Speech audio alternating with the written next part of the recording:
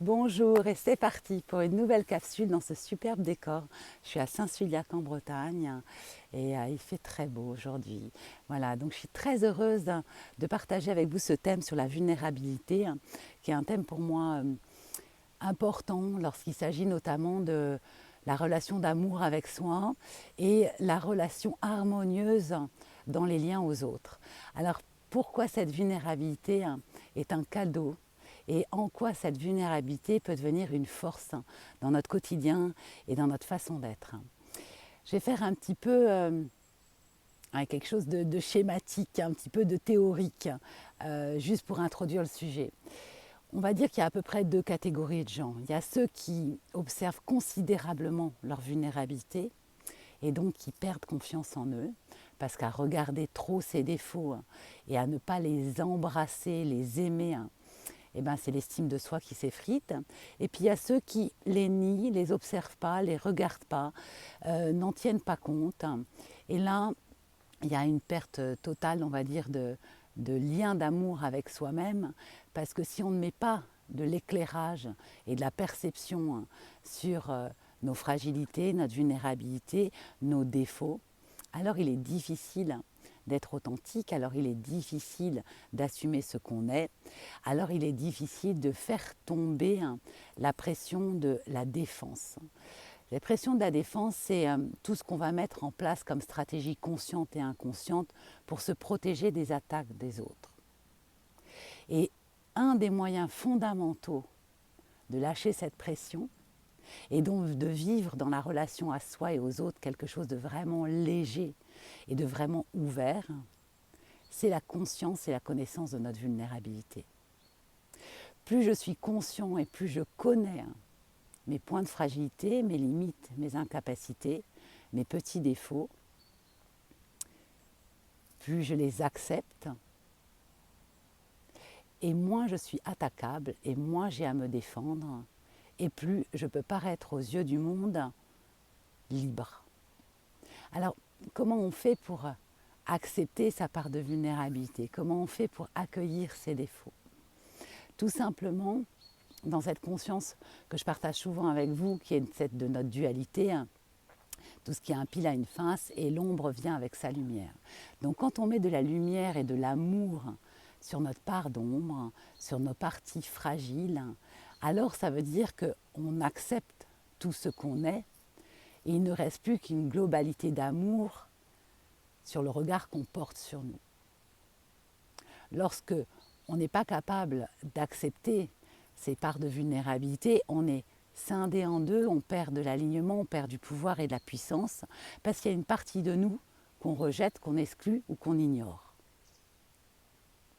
Or, quand cette partie-là est complètement aimée, accueillie et acceptée, elle va impacter inévitablement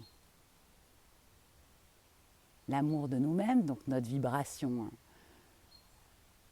positive, elle va impacter de la confiance en nous, donc une relation plus puissante avec les autres, et elle va aussi permettre de lâcher un certain nombre de conflits, un certain nombre de débats inutiles et de perte d'énergie dans la relation aux autres.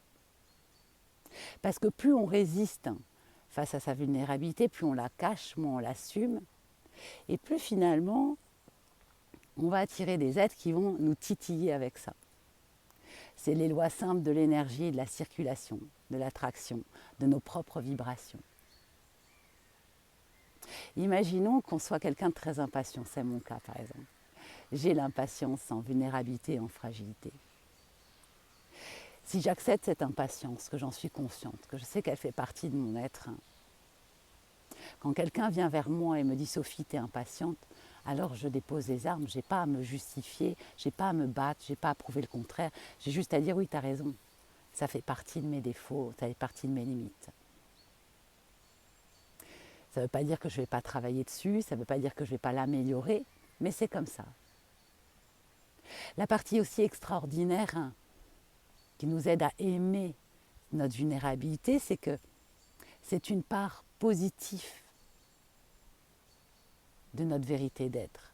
Nos défauts ont leur part positive.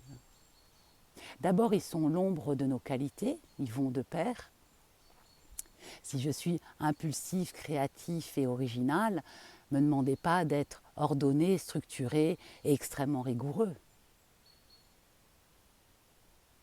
Si je suis impatiente, je vais être productif, rapide, percutante. Donc il y a dans la partie ombre de la lumière et dans notre partie lumière une ombre. Et tout ça est un jeu magique de coordination, de création de notre personnalité qui a du sens. Donc pourquoi le nier? Pourquoi s'en offusquer? Pourquoi se faire du mal avec ça alors que c'est d'une justesse imparable? Alors que c'est d'un équilibre extraordinaire? Alors que c'est d'une beauté magnifique, puis c'est ce qui va constituer tout votre être et toute votre vérité intime. Donc aimer sa vulnérabilité, l'accepter, ça veut finalement dire s'octroyer une confiance totale en nous.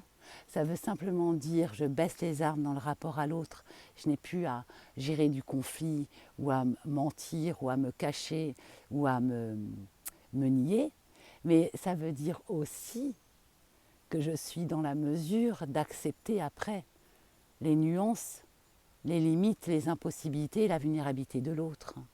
Ça veut dire qu'en ayant porté ce regard indulgent sur moi, je vais pouvoir le porter sur l'autre. Et donc ça va avoir un impact beaucoup plus doux dans mon rapport aux autres. Si j'apprécie par exemple d'avoir une femme sexy, je ne vais pas lui reprocher de passer du temps à se préparer ou d'aller faire du shopping. Si j'ai un homme qui travaille beaucoup et qui assure la sécurité de la famille, qui passe du temps à mettre en place ce qu'il faut pour qu'on soit dans un confort absolu, je ne vais pas lui reprocher de ne pas pouvoir être toujours là à la maison. Si j'ai un ami qui est original, farfelu, drôle, marginal, je vais pouvoir accepter ses retards ou ses oublis dans nos engagements. Donc finalement, faire de notre vulnérabilité une force, être conscient que cette part-là existe en nous, l'aimer et l'accepter, être capable de l'assumer, c'est créer des vagues d'amour additionnelles pour soi, mais aussi des vagues d'amour additionnelles pour ceux qui nous entourent. Donc la compassion s'ouvre et c'est un joli enjeu. Je vous souhaite une très très belle fin de journée. La capsule s'arrête là et je vous envoie comme d'habitude beaucoup d'amour et je vous souhaite un bon dimanche parce qu'aujourd'hui c'est dimanche. Ciao!